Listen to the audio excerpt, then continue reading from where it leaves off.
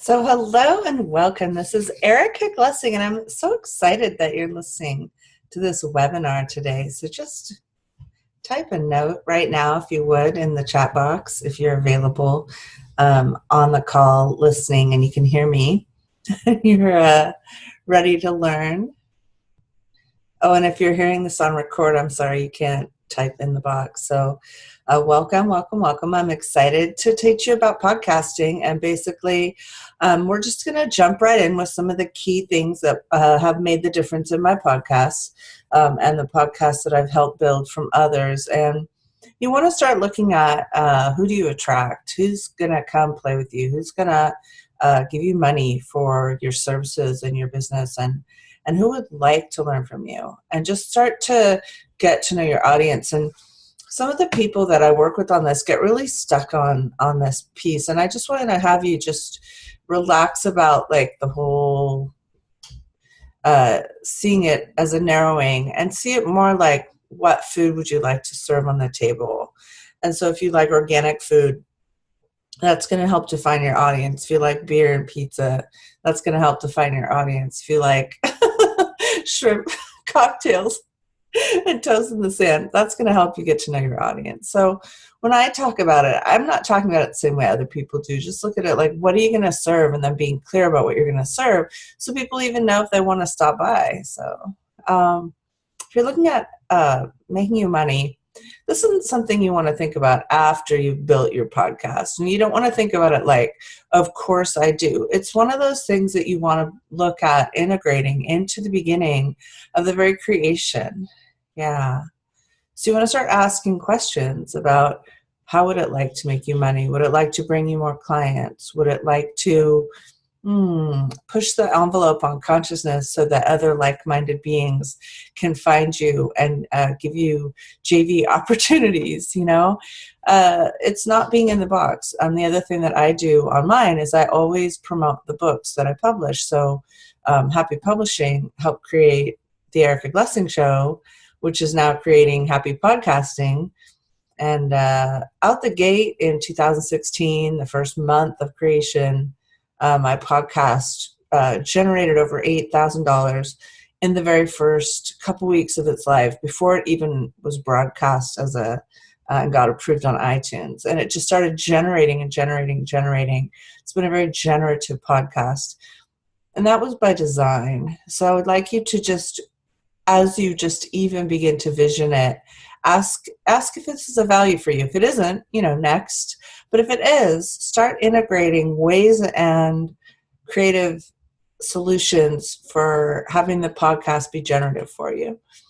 When you look at how often it will air, you want to look at what do you like. So do you like a daily program? Do you like a weekly program? Do you like a weekday program? And then the other question, besides what you like to listen to yourself, is what will move the needle for you. So what is it, like, would it just even be a weekly 10 minutes? Could that move the needle? If 2,000 people a week, 3,000 people a week, 50,000 people a week started listening to you, right?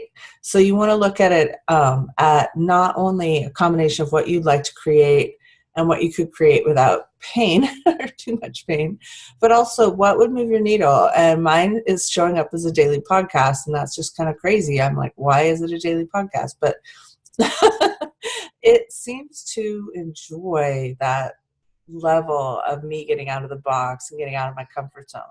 So for my personal show, it likes me talking to new people every day. And that's something that's very generative for me and my business, and for the podcast, and for the podcast listeners who've come to enjoy the variety and the spiciness of all the people that I bring and share with them in the segments that I do.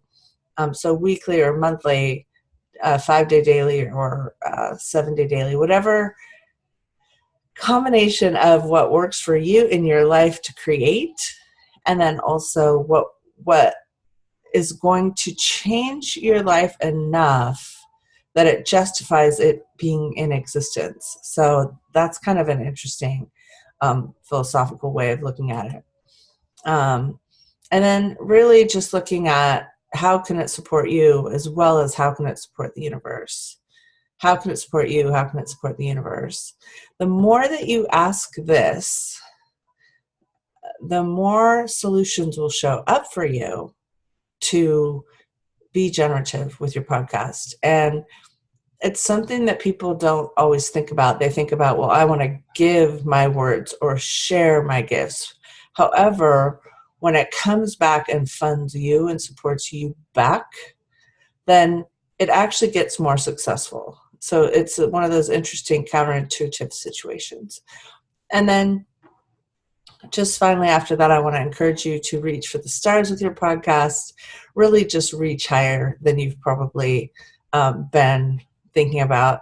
And you can see there on mine, I say number one is fun.